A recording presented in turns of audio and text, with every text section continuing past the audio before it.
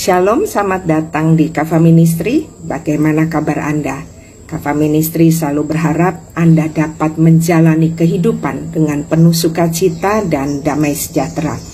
Di seri-seri sebelumnya, Kava Ministry sudah banyak membahas tentang gangguan kepribadian narsistik atau NPD yang dilihat dari sudut pandang Alkitab. Untuk itu, mulai di seri ini, Kava Ministry akan membahas NPD secara lebih praktis, terutama yang berhubungan dengan realita kehidupan yang banyak terjadi di akhir zaman ini. Dan seperti yang sudah saya katakan berulang-ulang, bahwa untuk alami hidup berkemenangan saat menghadapi orang dengan gangguan kepribadian narsistik, kita harus punya pengetahuan yang cukup tentang NPD atau gangguan kepribadian narsistik. Makanya untuk itu kita perlu belajar. Kesembuhan datang bukan karena konselor atau tenaga ahli yang hebat. Mereka hanya memotivasi kita. Tetapi kesembuhan yang sempurna itu datang dari diri kita yang mulai punya kesadaran dan mau belajar. Ingat pesan Tuhan di Matius 10 yang mengatakan bahwa domba yang diutus ke tengah serigala harus cerdik. Untuk dapat cerdik kita harus belajar. Dan dengan belajar kita dapat meraih kemenangan,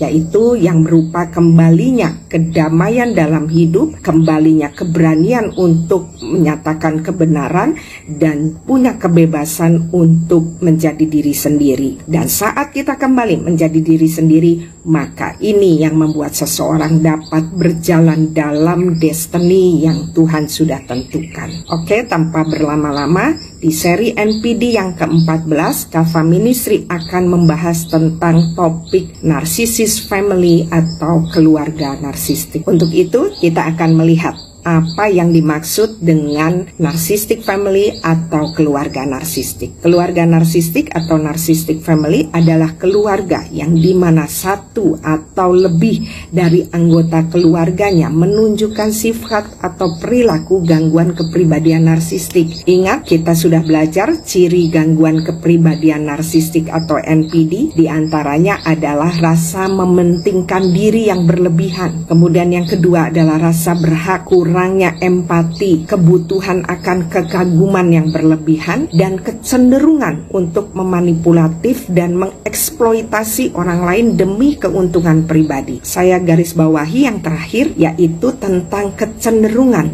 untuk memanipulatif dan eksploitasi orang lain demi keuntungan pribadi si narsisis. Kenapa saya ulang? Karena ini yang merupakan pangkal masalah dari keluarga narsisis. Dan dengan memiliki anggota keluarga yang alami gangguan kepribadian narsistik ini akan membentuk terjadinya dinamika kehidupan keluarga yang disfungsional, sehingga terciptalah lingkungan yang tidak sehat yang dapat merusak mental dari semua anggota keluarga. Jadi intinya, dengan adanya anggota keluarga yang alami gangguan kepribadian narsisis, maka perjalanan kehidupan keluarga ini akan penuh dengan drama yang tidak pernah berakhir dan penuh dengan air mata. Dan karena berlangsungnya lama, maka tanpa disadari ini dapat berdampak pada kesehatan jiwa dari setiap anggota keluarganya. Di antaranya ada yang mengalami chronic fatigue atau kelelahan yang sangat, sehingga mereka tidak fokus pada pengembangan diri mereka pribadi. Karena kenapa?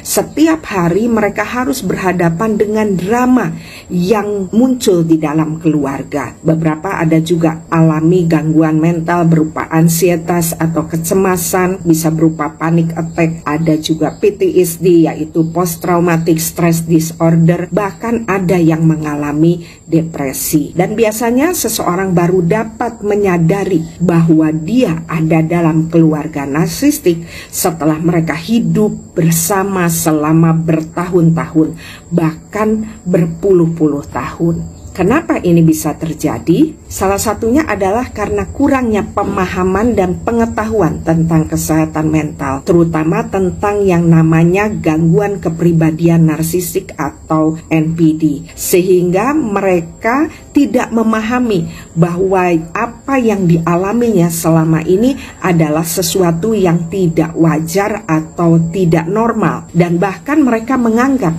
abuse atau kekerasan yang dialaminya selama ini adalah satu bentuk kewajaran dalam kehidupan berkeluarga. Kemudian alasan selanjutnya kenapa terlambat untuk dideteksi keberadaan keluarga narsistik ini, karena biasanya dalam keluarga narsisis alami pola asuh yang salah, sehingga biasanya anggota keluarga yang ada di dalamnya juga memiliki pola pikir yang salah. Contohnya, anak yang hidup dengan orang tua yang punya gangguan kepribadian narsisis, maka misalnya anak-anak mengalami trauma mental yang berat, tetapi karena posisi mereka adalah anak dan yang melakukan abuse adalah orang tua, maka si anak harus dapat memaklumi perlakuan apapun yang dibuat oleh orang tuanya, sekalipun itu sudah termasuk kepada tindakan abuse dan kekerasan. Dan pola asuh yang salah inilah yang membuat mereka tidak dapat melihat bahwa ada hal yang salah di dalam kehidupan keluarganya. Dan selanjutnya juga bisa karena hebatnya tindakan manipulatif dari seseorang yang alami gangguan kepribadian narsisis di dalam keluarganya, sehingga membuat anggota keluarganya yang lain sulit untuk dapat menyadari bahwa pelaku narsisis dominan ini telah membuat kondisi mental mereka breakdown. Alasan selanjutnya juga ini disebabkan karena perilaku gaslighting dari pelaku narsisis dalam keluarga, sehingga biasanya justru yang menjadi korban itu yang meragukan kewarasan dari dirinya sendiri, sehingga dia tidak menyadari bahwa segala sesuatu apa yang terjadi di dalam kehidupan keluarganya yang disfungsional ini karena ada anggota dari keluarganya yang berperilaku buruk terhadapnya. Nah, itulah faktor-faktor yang membuat kenapa seseorang itu baru menyadari bahwa mereka ada di dalam lingkungan keluarga narsisis setelah mereka melewati bertahun-tahun, bahkan banyak yang baru menyadarinya setelah melewati dalam berpuluh-puluh tahun. Dan bahkan banyak yang baru menyadari setelah mereka masuk di usia 50 tahun.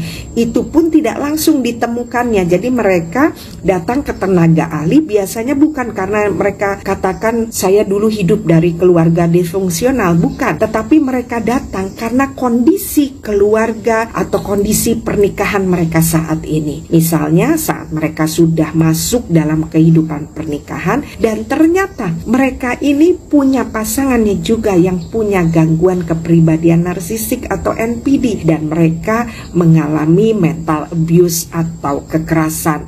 Makanya mereka datang untuk minta pertolongan. Dan waktu dilakukan konseling, baru disitulah ditemukan bahwa sebenarnya kehidupan pernikahannya saat ini disebabkan karena dahulunya dia ada di dalam kehidupan keluarga narsisis yang tidak disadari awalnya. Dan anak-anak yang dahulu hidup dalam keluarga narsisis atau narsisis family, banyak ditemukan ke depannya mereka pun menemukan pasangan yang punya gangguan kepribadian narsisis.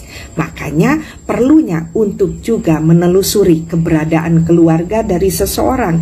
Kenapa? Karena untuk dapat melihat kemungkinan adanya narcissistic repeat pattern atau pola keluarga narsisis yang berulang. Sekarang menjadi pertanyaan, seberapa penting sih kita harus menelusuri keberadaan keluarga dari para korban NPD?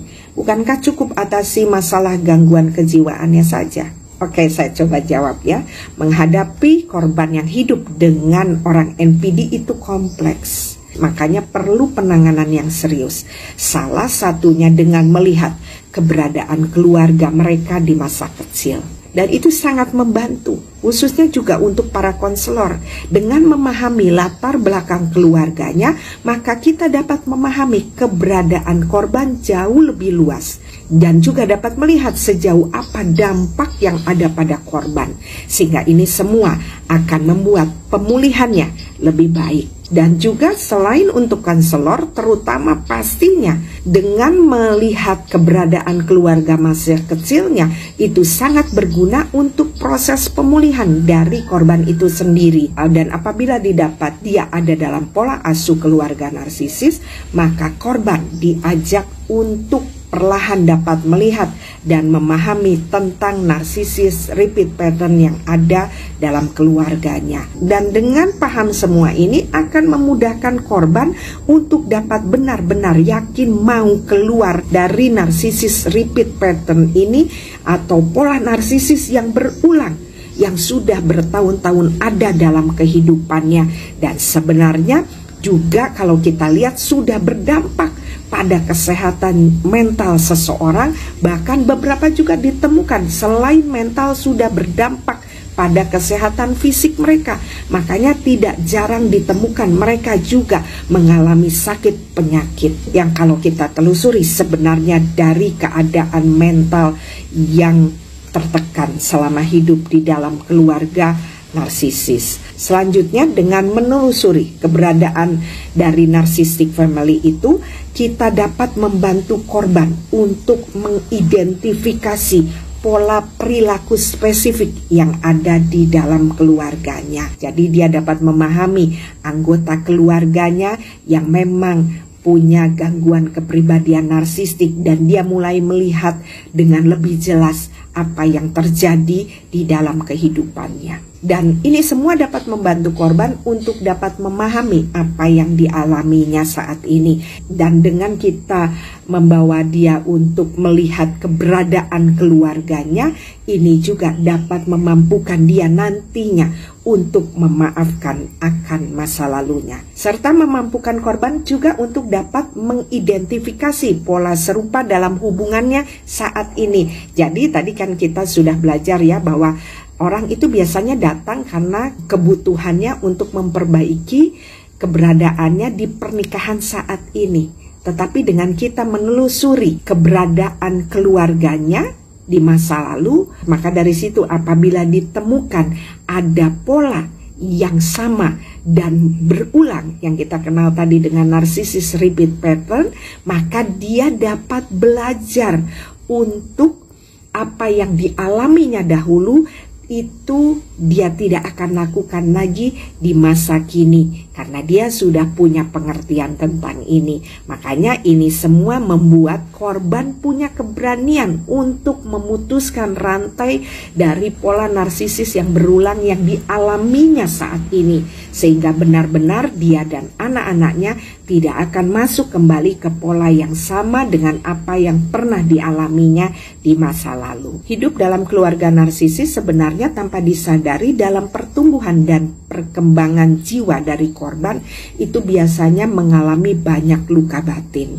Dan karena ketidaktahuan tentang apa yang terjadi dalam hidupnya, maka luka ini tidak pernah diketahui dan tidak pernah dipulihkan. Itulah sebabnya luka ini tetap ada, dan secara tidak langsung luka yang tidak pernah dipulihkan ini akan membawanya bertemu dengan juga pasangan hidup yang punya gangguan kepribadian narsistik di kemudian harinya. Dan saat dia paham tentang adanya narsisis repeat pattern ini, maka dia akan lebih berjuang untuk dapat keluar dari semua ini. Sedikit ada kesaksian, ada satu keluarga yang mempunyai 4 orang anak wanita, dan tanpa disadari dari mereka, keempat-empatnya ini punya pasangan yang punya gangguan kepribadian narsistik. Apakah ini kebetulan atau ini takdir? Bukan. Ini adalah narcissist repeat pattern. Kenapa? Karena saat dilakukan konseling ditemukan mereka hidup di bawah asuhan pola dari ibu yang punya gangguan kepribadian narsistik, membuat hidup mereka penuh luka. Dan hidup yang penuh luka ini dan tidak pernah diselesaikan, itulah yang membawa mereka bertemu dengan orang-orang yang punya gangguan kepribadian narsisis. Dan sekalipun kita melihat banyak sisi positifnya, untuk kita dapat melihat keberadaan keluarga narsisis, tapi ternyata tidak semua dari korban narsisis family mau menerima kondisi bahwa mereka selama ini ada di dalam keluarga yang narsisis. Karena kenapa? Karena itu adalah satu hal yang menyakitkan yang selama ini dia tutupi, dan tiba-tiba saat ini harus dikeluarkan. Sepertinya itu akan menyakitkan dirinya, dan dia merasa bahwa apa yang dia lakukan ini juga adalah satu tindakan pengkhianatan di dalam keluarganya. Ini kenapa? Karena pola asuh yang salah tadi yang membuat dia itu tidak berani untuk mengeluarkan apa yang di dalam hatinya. Emosi dia tidak pernah tersalurkan dengan baik karena selama hidup dengan orang NPD emosinya itu terpenjara. Makanya banyak yang memilih untuk mereka denial atau menolak fakta yang ada. Nah, inilah yang membuat narcissistic repeat pattern itu berulang kembali dari generasi ke generasi. Kenapa? Karena mereka merasa bersalah waktu mereka melihat fakta bahwa ternyata pelaku narsisis dalam keluarganya adalah orang-orang terdekatnya, orang-orang yang dia cintai dan dia hormati selama ini. Makanya mereka memilih untuk lebih baik tetap terluka dan kembali masuk ke narcissist repeat pattern daripada mereka harus membereskan lukanya dengan menerima fakta mereka bahwa mereka ada di dalam keluarga narsisis. Maka reaksi yang muncul dari para korban narcissist family ini rata-rata di awal adalah mereka menerima. Bahkan mereka mulai mengalami pencerahan, mulai menyadari bahwa banyak hal yang terjadi di dalam kehidupan mereka yang selama ini mereka tidak bisa jawab, itu berhubungan dengan keberadaan keluarga masa lalunya yang disfungsional. Tetapi ini tidak berlangsung lama. Kenapa? Karena sesudah itu biasanya di dalam pertemuan selanjutnya justru mereka akan denial. Mereka mulai menyangkal bahwa mereka berasal dari keluarga narsisis karena mereka takut akan konsekuensinya. Dan ini cukup membuat para konselor yang mau menolongnya sulit untuk dapat meneruskan proses pemulihan. Nah, inilah yang tadi saya katakan. Makanya kita perlu belajar. Ini semua terjadi kenapa? Karena ketidaktahuan soal dampak yang dapat ditimbulkan apabila ada pelaku narsisis di dalam keluarga. Dan kemudian apalagi yang membuat korban denial?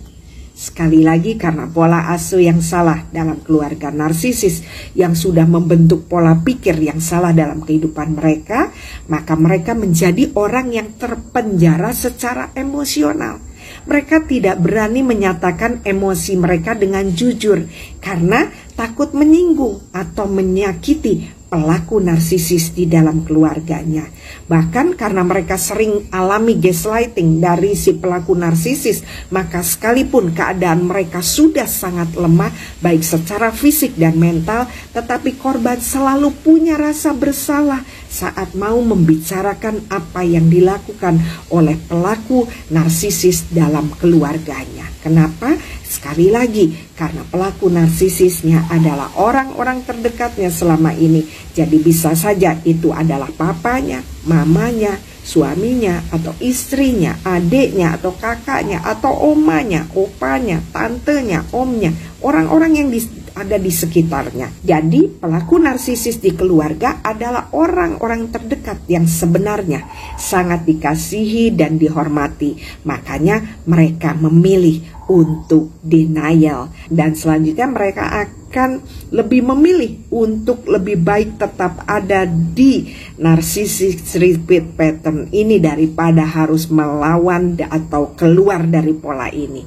Sekalipun dengan resiko mereka akan kembali mengalami abuse. Dan faktor denial inilah yang kadang menghambat untuk dirinya dapat dipulihkan. Dan tadi kita sudah banyak membahas khususnya juga tentang narcissistic repeat pattern atau pola narsistik yang berulang, di mana banyak orang yang hidup dengan pasangan yang punya gangguan kepribadian narsistik itu, kalau ditelusuri latar belakang keluarganya, maka kita sering temukan bahwa mereka ada dalam keluarga narsisis. Demikian juga dengan seorang NPD. Kalau kita telusuri ke latar belakang keluarganya, kita sering temukan bahwa mereka juga berasal dari keluarga narsistik. Makanya seperti pola yang turun dari generasi ke generasi yang membuat keluarga menjadi disfungsional. Dari apa yang kita bahas hari ini, kalau Anda merasa ada hal yang sama dalam kehidupanmu, jangan kecewa, jangan marah, dan juga jangan denial. Jadi apa yang harus dilakukan? Yang Anda lakukan adalah bersyukur bahwa Tuhan menuntun Anda sampai saat ini, dan kita dapat bertemu di Kava Ministry ini. Kita mulai melihat lebih jelas apa yang terjadi di dalam kehidupan kita. Jadi kalau kita ada dalam keluarga narsisis, apa yang harus kita lakukan saat ini? Mulai belajar. Kita harus banyak belajar. Karena dengan belajar, membuka wawasan kita, pola pikir kita untuk dapat melihat dengan lebih baik. Dan selanjutnya apa? Terus harus melekat kepada Tuhan. Karena hanya diri kita sendiri dan Tuhan yang dapat menolong untuk kita dapat keluar dari pola narsisik pattern ini. Dan untuk yang namanya keluarga, kita tidak bisa memilih. Kita mau dilahirkan di mana dan memilih siapa yang menjadi orang tua kita atau siapa yang menjadi saudara kita. Dan pasti kalau kita saat ini ada di dalam keluarga narsisis, pasti Tuhan punya tujuan, punya purpose. Apa yang harus kita lakukan? Kita cari tujuan itu supaya kita tahu kenapa Tuhan taruh kita di tengah keluarga narsisis. Di Alkitab banyak ditulis bagaimana kita menghadapi orang-orang yang punya gangguan kepribadian narsisis. Salah satunya di kitab Mazmur. Kalau kita baca itu banyak sekali tulisan dari pemazmur yang menceritakan bahwa mereka itu ada di dalam lingkungan keluarga narsisis.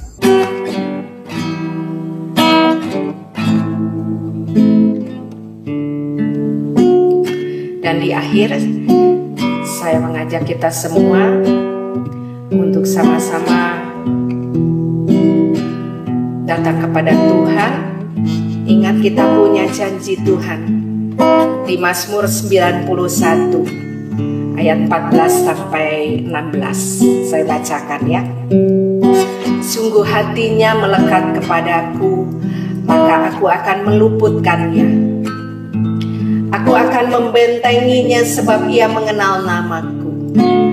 Bila ia berseru kepadaku, aku akan menjawab. Aku akan menyertai dia dalam kesesakan. Aku akan meluputkannya dan memuliakannya. Dengan panjang umur akan kukenyangkan dia, dan akan kuperlihatkan kepadanya keselamatan daripadaku. Kalau Anda saat ini mulai menyadari bahwa Anda pernah ada di dalam keluarga narsisis, yang Anda harus lakukan bahwa hatimu melekat kepada Tuhan seperti janji Tuhan. Dia yang mau meluputkannya, dia yang mau membentenginya. Kenali dia lebih lagi. Tuhan punya rancangan yang indah. Dia pasti akan mengenyangkanmu, memberikan engkau panjang umur, dan yang pasti dia akan selamatkanmu dari semua pola narsisis pattern yang mengikat dirimu. Saya rindu untuk kita sama-sama dapat berdoa. Kita sama-sama tundukkan kepala. Bapa kami yang ada di surga, Bapa segala terang, ini kami anak-anak-Mu, anak-anak terang, datang kepadamu pada hari ini. Kami naikkan pujian dan syukur atas apapun yang Bapa sudah atur dalam hidup kami. Kami percaya Tuhan tempatkan kami di keluarga kami bukan satu kebetulan. Pasti ini di pemandangan-Mu adalah baik. Kami bersyukur hari ini karena kami dapat belajar tentang keluarga narsisis. Dan hamba-Mu sepakat hari ini Tuhan mengangkat anak-anak-Mu mungkin yang sedang bergumul karena hidup dalam keluarga narsisis, sehingga mereka mungkin saat ini alami kehidupan yang begitu terpuruk. Kami minta Engkau mengangkat mereka dan mempermuliakan mereka supaya mereka dapat mempermuliakan-Mu. Hamba-Mu sepakat dengan anak-anak-Mu yang selama ini mungkin mengalami mental abuse atau juga kekerasan fisik karena hidup dalam keluarga narsisis. Kami memohon pembebasan dari anak-anak-Mu dari setiap sistem yang sudah membelenggu mereka selama bertahun-tahun bahkan berpuluh-puluh tahun. Dalam nama Yesus, kami percaya keselamatan dari Tuhan datang hari ini. Roh Kudus, Engkaulah penolong kami yang diutus oleh Bapa. Kami mohon, sembuhkan dan balutlah luka hati anak-anak-Mu. Putuskanlah semua pola narsisis yang berulang dalam keluarga anak-anak-Mu. Dan biarkanlah keadilan dan kebenaran muncul dalam keluarga mereka. Kami percaya pada kuasa dan janji-Mu. Untuk itu kuatkan dan teguhkan hati kami, untuk kami dapat alami kemenangan yang Tuhan Yesus sudah berikan kepada kami 2000 tahun yang lalu di kayu salib. Oleh darahnya kami sudah dibebaskan dari setiap belenggu dosa. Terus tuntun kami ya Roh Kudus, dan kami minta hikmat untuk dapat kembali kepada rancangan-Mu, yaitu hari depan penuh harapan. Terima kasih, kami percaya Tuhan menjawab doa kami. Kiranya Tuhan terus memberkati dan melindungi kami. Kiranya Tuhan Engkau terus menyinari kami dengan wajah-Mu dan memberikan kami kasih karunia. Dan Engkau menghadapkan wajah-Mu kepada kami dan memberikan damai sejahtera yang melampaui segala akal. Terima kasih, kami bersyukur. Kami naikkan doa ini di dalam satu nama, Tuhan Yesus Kristus yang adalah Juru Selamat kami. Haleluya, amin. Oke, mungkin itu yang dapat Kava Ministry bagikan hari ini. Kiranya dapat menjadi berkat. Dan sampai jumpa di seri selanjutnya. Tuhan Yesus memberkati.